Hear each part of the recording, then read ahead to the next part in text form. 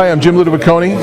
Was that too soon? Nope, go ahead. Hi, Jim Ludoviconi, product manager for Denon and Marantz docks. We're here with the new Marantz Consolette iPod dock. As the name implies, as the category implies, you see here we do support docking of the 30-pin connector with an iDevice. We work with obviously iPhones, iPod Touches, and also iPad, and we charge all of those devices through the docking connector as well. It's not simply a dock, though. We also support streaming via AirPlay and DLNA. Now, we're not the only company that's coming to market with such a feature set.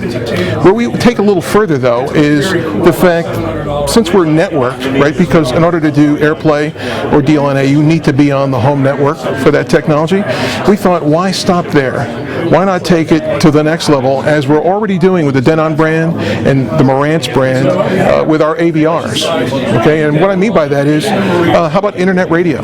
How about, being able to use the device's music server to take a look at shared digital audio files? Now, the way we do that, the way we're accomplishing this, is through an app. Here's a demo mode of a free Consolette app that's going to be available when this product ships on November 1st on the Apple App Store. This is how we access the various features of the Consolette. One thing I'd like to call your attention to is internet radio. If you're online already, why not have access to internet radio? So what you can do very simply is come in, and this is working with vTuner, which is something we've used in the receivers for years. You could select your favorite song. You could play whatever you want to play as far as the station goes.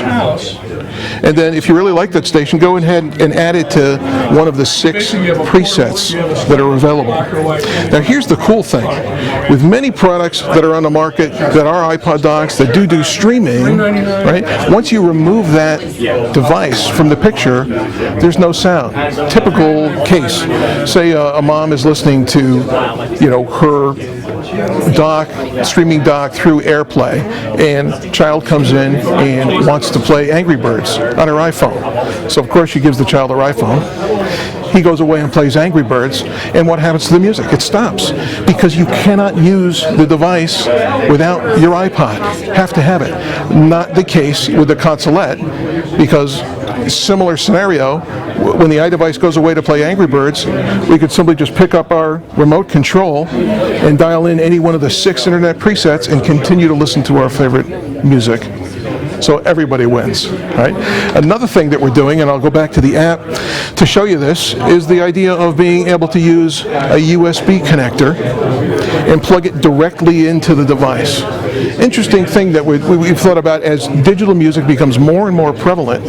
There are folks who only buy their music online.